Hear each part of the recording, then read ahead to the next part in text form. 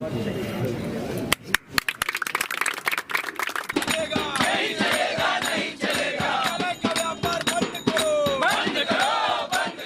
कह रहा है हमारी लड़ाई जिंदाबाद है। कमर टूटता रहता है। एक प्रस्ताव पारित करके भैया हाँ, ये टीवी है, लाइव टुडे है और ये टीवी है। हमें अपना हक मांगते, किसी से भीख मांगते, हमें अपना अधिकार मांगते, किसी से भीख मांगते। शिक्षा का यह पावन मंदिर संपत्ति हमारी है, हमें से हर पल किसका रक्षक और पुजारी है। मेरा शुभ नाम अभय कुमार शर्मा है। मैं खास से कलाकार हूं और श्री हनुमान प्रसाद पोद्दार विद्यालय का 2001 से 2014 तक छात्र रहा हूं। ये हमारा श्री हनुमान प्रसाद पोद्दार अंध विद्यालय है, जिसका आकार छोटा कर दिया गया है। 2020 में 9 से 12 तक की कक्षाएं बंद कर दी गई हैं और इसे पूरी तरीके से बंद करने की साजिश की जा रही है, जिसके खिलाफ हम लोग विगत 20 दिनों से यहाँ अनिश्चितकालीन धरने पर बैठे हुए हैं। आप लोग जो है अधिकारियों से मिलने भी गए थे, आप लोगों को आश्वासन भी मिला था, क्या आश्वासन मिला था और अभी तक क्या उस पर कार्रवाई हुई? सर, अधिकारियों ने किसी प्रकार का कोई आश्वासन नहीं दिया। उन्होंने ये कहा कि आप अपना धरना खाली करिए, हम एक बार विद्यालय प्रबंधन से एक दो बार बात करेंगे और बाकी जो चीज़ें हैं उस पर धरना ख़त्म होने के बाद बात होगी। आप फ़िलहाल रोड खाली करिए। और हमने कहा कि ऑनलाइन कक्षाएं भी बच्चों को 2 साल से 8वीं तक के बच्चों को भी नहीं मिल रही हैं। अभी तक बच्चों को कोई नोटिस नहीं दी गई है कि आप विद्यालय चालू कर रहे हैं, तमाम चीज़ें। और हमने कहा कि उन्होंने वित्तीय अभाव का हवाला दिया है, शासन प्रशासन ने या इस तरह की कोई बात नहीं की।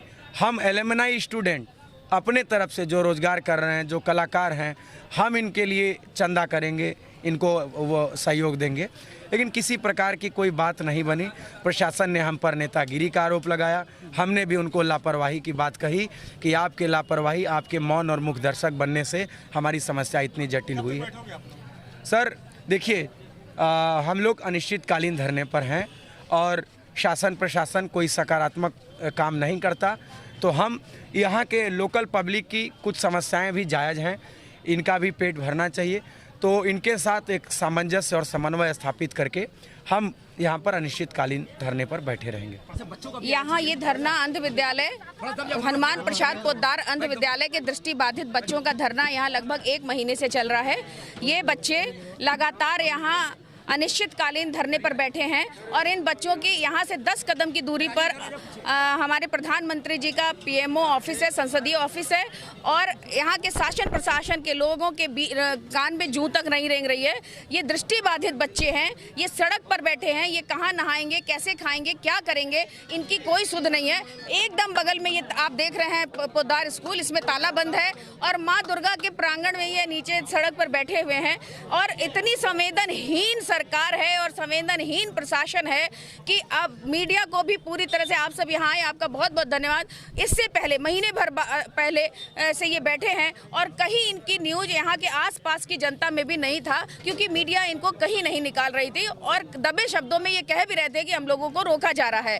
तो अब इन बच्चों की मांगों को उठाने के लिए हमारे यहाँ हमारे समाजवादी पार्टी के यूथ ब्रिगेड के प्रदेश अध्यक्ष जी, प्रदेश उपाध्यक्ष जी देव बोस जी और यहाँ सारे अखिलेश जी जो अध्यक्ष हैं और यूथ ब्रिगेड के महानगर अध्यक्ष अब्दुल कलाम जी, सब लोग यहाँ पर आए हैं और मैं पूर्व राज्य मंत्री रिबू श्रीवास्तव, इन लोगों के बीच में एक शक्ति वाहिनी संस्था जो हमारे द्वारा बनाई गई है, ये लगातार इनको एक समय भोजन कराती है और लोग इनकी मदद करते हैं। नहीं तो ये बच्चे दिन भर कैसे बैठेंगे, क्या करेंगे, कैसे खाएंगे, लेकिन सरकार की तरफ से इन्हें कोई सुविधा नहीं मिल पा रही है। तो हम आपके माध्यम से ये कहना चाहते हैं कि इन बच्चों को, जो सन 72 से ये स्कूल है, इन बच्चों को आपदा में अवसर की तलाश न करें। इन बच्चों बच्चों के इस स्कूल में अब उन बिजनेसमैन लोगों का ये कहीं से प्लान होगा कि इसमें जैसे ये बच्चे बताते हैं कि कपड़ों का गोदाम कभी बना लेते हैं, कभी स्टैंड बना लेते हैं, तो हो सकता है कि अभी इसको किसी को बड़े उद्योगपति के हाथों इसको बेच दिया जाए। ये शहर के पॉश इलाके में ये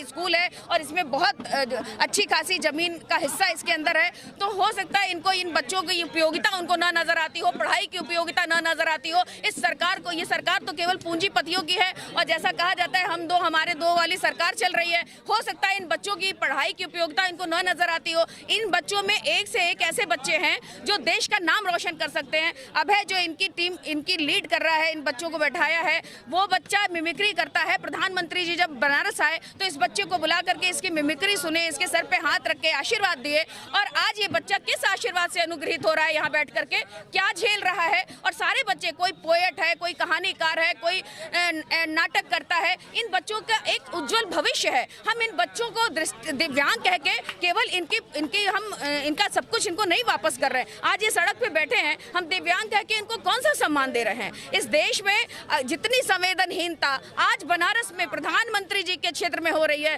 शायद इतनी संवेदनहीनता जैसे किसान वहां धरने पे है। हर वर्ग, इस देश का हर वर्ग, हर व्यवसाय से जुड़ा हुआ, किसान हो, बेरोजगार हो, युवा हो, हर वर्ग, और किसी भी ऑफिस में DLW हो, एयरपोर्ट हो, कहीं भी मतलब सिंचाई विभाग हो, कहीं स्कूल के बच्चे हो, BTC के स्टूडेंट्स हो, आंगनबाड़ी हो, सब धरने पे बैठे हैं। लेकिन इनकी बात, ये प्रधानमंत्री के क्षेत्र में उनकी ऑफिस से चंद कदम की दूरी पर ये दिव्यांग है, उनको दिखाई नहीं देता है। ऐसे बच्चों की आवाज हमारे देश के प्रधानमंत्री के तक नहीं पहुंच पा रही है, शासन प्रशासन नहीं सुन पा रहा है। तो ऐसे लोगों को हम लोगों को बताना होगा कि इनकी भी आवाज सुनी जाए और जब तक